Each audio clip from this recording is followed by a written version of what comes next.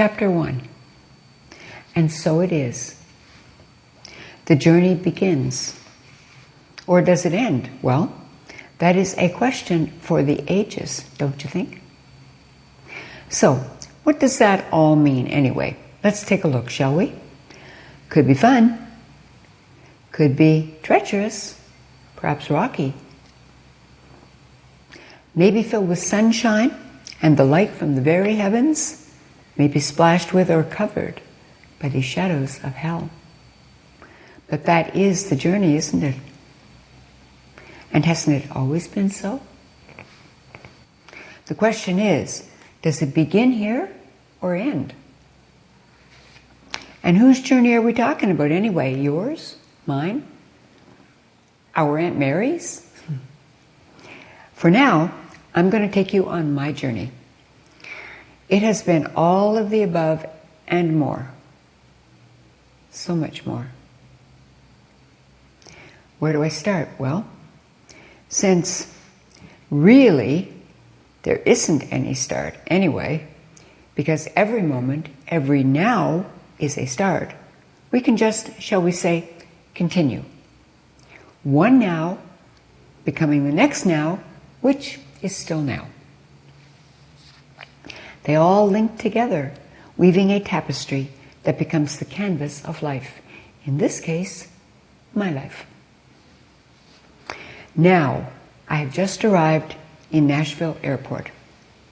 The year is 2021, the month November, and it is the 4th. Seems I've been traveling forever, although it has been only a day. The trip from Winnipeg began around 2 a.m. when my dearest friend in this world, my husband, drove me from our warm, cozy, and comfortable home to the international airport. Where was I going? On my way to Louisville, Kentucky. Kentucky, to a home I'd bought about 2 months earlier. Yes, I was leaving for good. Dreams of my old Kentucky home and Kentucky rain ringing through my head. Euphoria and a blissful, surreal, high dynamic range photo of my new life had intoxicated me. Surely this move, this now chapter, would finally bring me the golden ring I'd been searching and pining for, well, ever since I could remember. Confident this was my unicorn, and I'd finally ride off to a beautiful rainbow. This was the decadent dessert I'd get to indulge in. The last glimpse I saw of my husband was his passionate, supportive hands waving at me now far above the many heads between us. And as I cleared security, his presence, his wonderful, safe, loving presence melted further and further into my now past. Then I turned my back and moved on to Kentucky via Nashville, supposedly about 5 hours away. This was not to be. What is it they say? The best laid plans of mice and men, or something like that. Or if you want to give God a big belly laugh, tell him your plans. Toronto saw our plane landing in the early cold morning. There, I would go through customs and board another airline, destination Nashville. Now as it happens, I have a serious issue with my back. This began as a childhood injury and has haunted me my entire life. I have since realized the absolute blessing this injury has been to me as a learning tool and as an opportunity for growth I'd never have had without it. As I sit here now telling you my story, I am so filled with gratitude for this lifelong gift. But more on this and why later. Back to Toronto Airport. I'm a bit of a turtle. I carry my shell on my back. In my case, it's a black shell housing my camera gear.